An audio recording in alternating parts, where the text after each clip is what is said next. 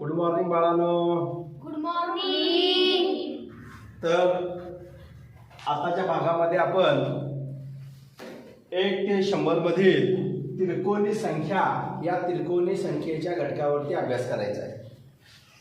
आपल्याला 1 ते 100 मधील मूळ संख्या पाठ आहेत, त्याचबरोबर संयुक्त संख्या माहिती आहेत, आणखी त्याचबरोबर आपल्याला त्रिकोणी संख्या सुद्धा अतिशय महत्त्वाची आहेत. याच्यावरती सुद्धा बुद्धिमत्तेला असेल, त्यानंतर नवोदयच्या परीक्षेला असेल किंवा इतर स्पर्धा परीक्षेला असेल, आपल्याला बरेच प्रश्न बाळांनो विचारलेले असतात किंवा विचारले जातात.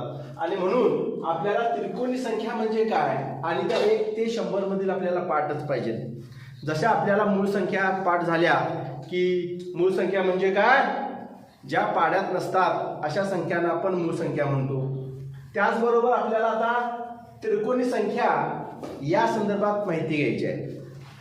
फारसं काही अवघड नाही, अतिशय सोपं आहे, फक्त आपण लक्ष देणं अतिशय गरजेचं आहे. तर त्रिकोणी संख्या म्हणजे काय याची व्याख्या बघा की 2 क्रमवार संख्येच्या गुणाकाराची निमपट. आता 2 संख्या कोणत्या पाहिजेत, क्रमवार म्हणजे सलग पाहिजे. क्रमवार या शब्दाचा अर्थ काय, सलग संख्या पाहिजेत, क्रमवार पाहिजेत, क्रमाने येणाऱ्या पाहिजेत. उदाहरणार्थ 2 3 5 7 11 12 अशा संख्यांचा काय करायचं आपल्याला, गुणाकार. आणि गुणाकार करून त्याची निमपट. निमपट म्हणजे काय हो, निम्मी संख्या. बरोबर, म्हणजे जो गुणाकार करून आलेला उत्तर जे आहे त्या उत्तराची निम्मी संख्या करायची. म्हणून त्याला आपण 2 न भागतो. 2 न भागलं की कोणतीही संख्या असू दे त्याची निमपट होते. आता त्याचबरोबर आपल्याला 1 ते 100 मधील त्रिकोणी संख्या पाठ पाहिजेत आणि आल्याच पाहिजेत. कारण याच्यावरती स्कॉलरशिपच्या परीक्षेला असेल, नवोदयच्या परीक्षा असेल किंवा भविष्यामध्ये तुम्हाला येणाऱ्या कोणत्याही स्पर्धा परीक्षा असतील याला किंवा त्या परीक्षेमध्ये आपल्याला त्रिकोणी संख्येवरती प्रश्न विचारलेला असतो. जसं संयुक्त संख्येवरती आपण अभ्यास केला, मूळ संख्येचा अभ्यास केला, त्याच पद्धतीनं आपल्याला त्रिकोणी संख्येचा या ठिकाणी बाळांनो अभ्यास करावयाचा आहे. तर मला सांगा, आता तुम्ही 1 ते 100 मधील आपल्याला काय करायचे आहेत, त्रिकोणी संख्या सांगायच्या आहेत. चला तर मग सांगा भाऊ. 1 3 6 10 15 21 28 36 45 55 66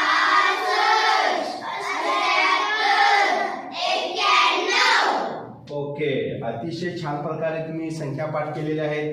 आता बाळांनो, या संख्या ज्या आहेत या संख्यावरती आधारित आपल्याला बरेच प्रश्न येतात. आता बघू, आपण एक उदाहरण घेऊ. कोणतीही संख्या घ्या. उदाहरणार्थ आपण घेऊ 5 संख्या.